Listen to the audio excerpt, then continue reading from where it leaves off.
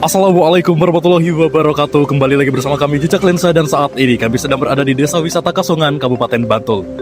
Desa ini dikenal sebagai salah satu sentra kerajinan gerabah paling terkenal di Indonesia dan telah menjadi destinasi wisata yang menarik perhatian wisatawan baik dari dalam maupun luar negeri. Kasongan memiliki sejarah panjang dalam dunia kerajinan. Berawal dari masyarakat yang sebagian besar bekerja sebagai petani, kini keterampilan mengolah tanah liat menjadi gerabah berkembang menjadi mata pencaharian utama warga.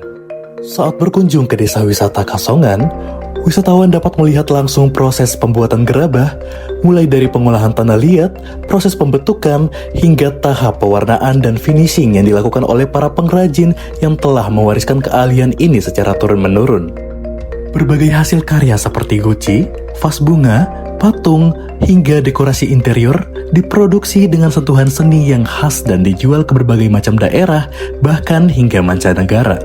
Selain menjadi pusat industri kreatif, desa wisata Kasongan juga menawarkan suasana yang nyaman dengan nuansa seni yang terasa di hampir setiap sudut kawasan. Cara pembuatannya itu bahannya itu resin. Kita campur dengan talak. Iya. Kita adon. Terus nanti sudah encer itu nanti dioleskan ke cetakan ini. Itu pakai katalis, nanti kering, terus pakai itu mat yang putih itu. Itu buat rangka. Cuma gitu nanti. Terus dijadikan satu ini, nanti jadi, kan ini belahan ini. Nanti ini jadi satu, jadi Proses pembuatan patung di desa wisata Kasongan bukanlah pekerjaan yang dilakukan secara instan.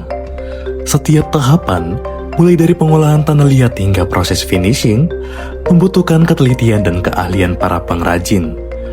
Melalui proses inilah, tanah liat sederhana dapat berubah menjadi karya seni yang bernilai tinggi dan menjadi salah satu identitas budaya khas Bantul. Dengan mempertahankan kualitas dan inovasi, Kasongan terus menjadi salah satu destinasi wisata budaya unggulan yang memperkenalkan kekayaan seni Indonesia kepada masyarakat luas.